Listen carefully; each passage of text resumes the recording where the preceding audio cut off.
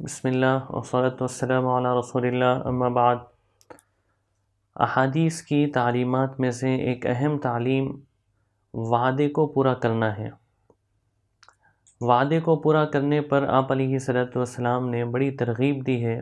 بڑی فضیلتیں بیان فرمائی ہیں، اور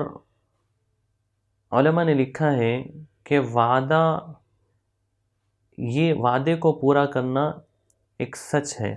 سچ کی عملی مشق ہے، پریکٹیکل ورک ہے سچ کا۔ اور وعدہ خلافی کرنا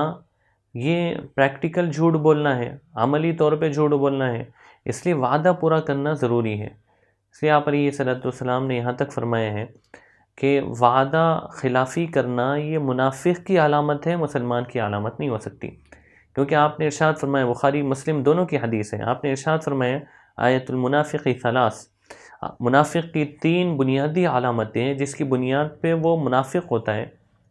ایک ہے اذا حدث کذب، جب بولے تو جھوٹ بولے، وَإِذَا وَعَدَ أَخْلَفَ، جب وعدہ کرے تو وعدہ خلافی کرے، وَإِذَا اؤْتُمِنَ خَانَ، جب امانت رکھائی جائے تو وہ امانت میں خیانت کرے۔ تو اس میں سے ایک بنیادی چیز ہے وعدہ خلافی کرنا، یہ مسلمان کی نشانی نہیں ہے، منافق کی علامت ہے۔ اس لیے آپ علیہ الصلوۃ والسلام نے ایک حدیث کے اندر ارشاد فرمایا ہے، طبرانی کی روایت ہے، آپ نے ارشاد فرمایا العیدۃ دین، وعدہ قرض کی طرح ہے، جیسے کسی سے قرض لے تو دینا ضروری ہے، ایسے ہی وعدہ کرے تو وعدہ پورا کرنا بھی ضروری ہے۔ آپ علیہ الصلوۃ والسلام نے عملاً اس کو کر کے بھی دکھایا۔ آپ کی بعثت سے پہلے، آپ کے نبی بنائے جانے سے پہلے آپ علیہ الصلوۃ والسلام نے فرمایا، آپ علیہ الصلوۃ والسلام کا حضرت عبداللہ بن ابی الحمصہ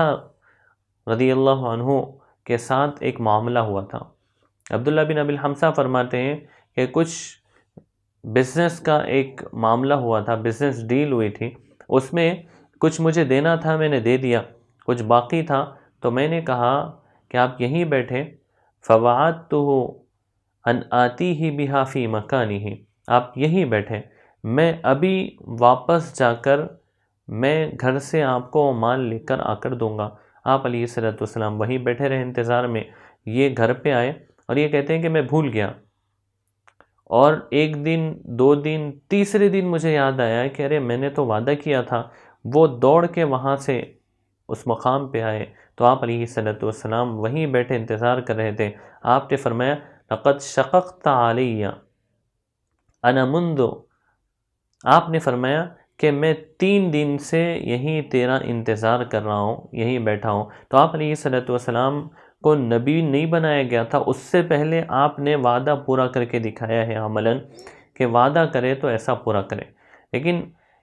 بعد میں آپ علیہ الصلوۃ والسلام نے ارشاد فرمایا اتنا لمبا انتظار کرنا ضروری نہیں ہے، بلکہ دونوں کے درمیان میں اگر وعدہ ہو اور دونوں میں سے کوئی ایک نماز کے وقت تک نہیں آئے،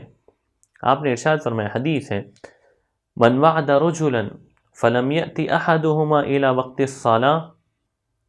کہ دونوں کا وعدہ ہو کہ فلاں جگہ ملیں گے، دونوں میں سے ایک آ گیا، ایک نہیں آیا، آنے والا انتظار کر رہا ہے اور نماز کا وقت ہو گیا تو وہ نماز کے لیے جا سکتا ہے یا دوسرے کام کے لیے جا سکتا ہے، کیونکہ وہ پہنچ کے اس نے وعدہ پورا کر دیا۔ تو آپ علیہ الصلوۃ والسلام نے اس کی اجازت دی ہے۔ تو بہرحال جو ہے وعدہ پورا کرنا یہ ایمان کی علامت ہے، اور وعدہ پورا کرنا سچ کا ایک حصہ ہے۔ وعدہ پورا کرنا احادیث کی تعلیمات میں سے ایک اہم تعلیم ہے، اس لیے ہر مسلمان فکر کرے کہ وعدہ پورا کرے، اور وعدہ ایسا ہی وعدہ کرے جو وعدہ پورا کر سکتے ہیں، ایسا وعدہ ہی نہیں کرے جو وعدہ پورا نہیں کر سکتے۔ اللہ رب العزت سے دعا ہے اللہ رب العزت عمل کی توفیق عطا فرمائے۔ وما علینا الا البلاغ۔